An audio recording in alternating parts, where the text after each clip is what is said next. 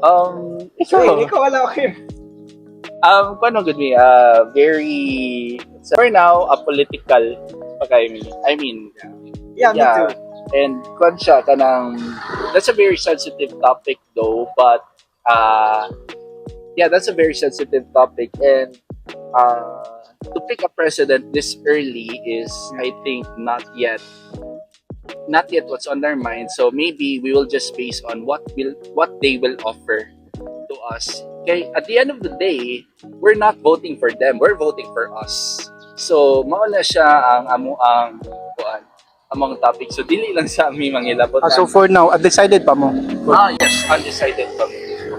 Yeah, labi na if na-impeachment ron and the one, we will also take that into consideration. Kung say manggawas yung evidences about that sa impeachment, then that will of course affect our decisions as well. Regarding sa impeachment, are you in favor for the impeachment of Sara or dili? Ikaw?